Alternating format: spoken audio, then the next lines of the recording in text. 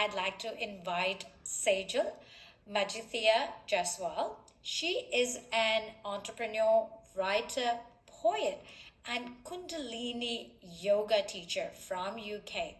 She's a born traveler and adventure seeker with an abiding passion for Africa, the continent where she was born.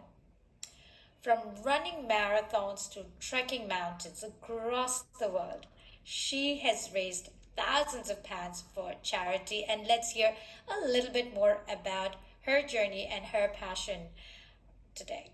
Over to you, Sejal. Thank you, Shika, and thank you everyone at Global Publishing. You might be able to tell from my voice I'm quite nervous about this, but I'm really excited because I've always aspired to be a writer. And when I was approached by the team at Global Influencers, I was really nervous to tell my story because I lacked the confidence, but I really felt that this year was the time to actually share my story. Like so many of you, whether it's my story really focuses on two key themes, and those themes are serendipity and Shraddha. You're probably all familiar with the word serendipity, right? It's that chance encounter, that piece of good fortune. And I've had an abundance of serendipity. I met my husband through serendipity and so many other stories that you'll read about in my chapter. But Shraddha you might not be so familiar with. Shraddha means divine or absolute faith in Sanskrit.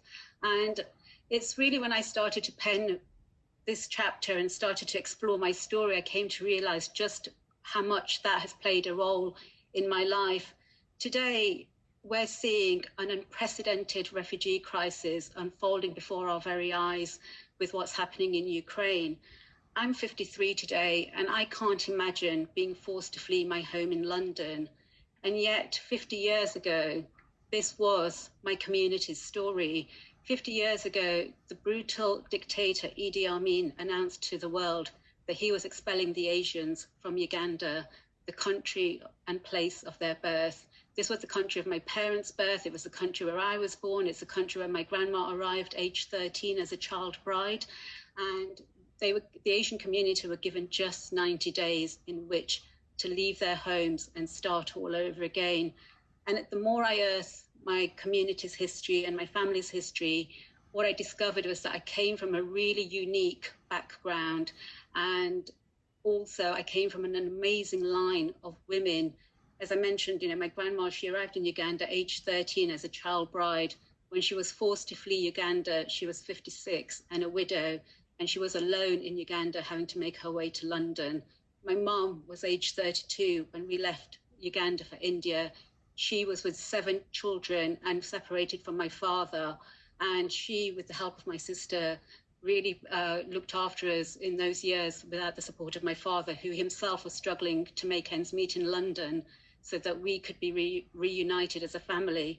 So for me, I feel like these stories, I've now found the voice to tell my story, but there's so many people in my community who haven't had the chance to tell their stories. And so as we celebrate International Women's Day, I really want to dedicate this story to my grandma, my mom, my sister, and all of those amazing other people and resilient people who've witnessed expulsion, persecution, dictatorship, experienced trauma, isolation, all of these things, but never been able to have their voice heard. And one of the projects that I'm working on this year is to actually collate those stories of my community, because we've already lost so many. I lost my grandma's story. I only came to learn about it by actually examining and looking through her passport.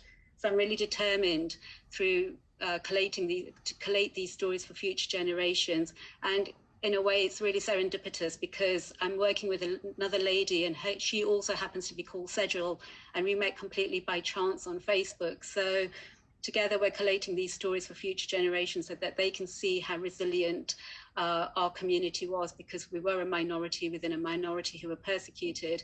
And I hope you feel inspired by my story. It's like I said, it's about serendipity and Shraddha and how they've really shaped my life and made me the person I am today. And that's thanks to the amazing line of women that I come to, and I honor those women and every other woman around the world as we celebrate International Women's Day. And I feel quite emotional, so please forgive me. So, but thank you everyone so much for being so inspiring.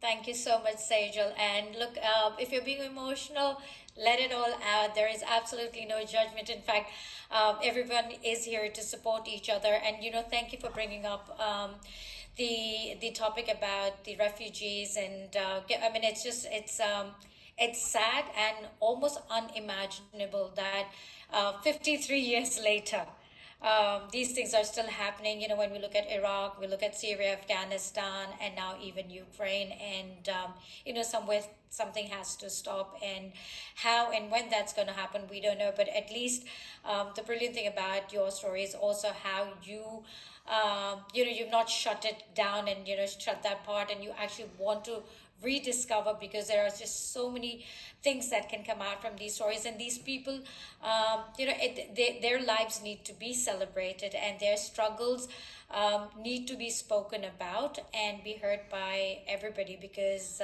that's when we might learn to become better human beings overall. So thank you very much for sharing that story, and of course writing for the My Voice Volume 4.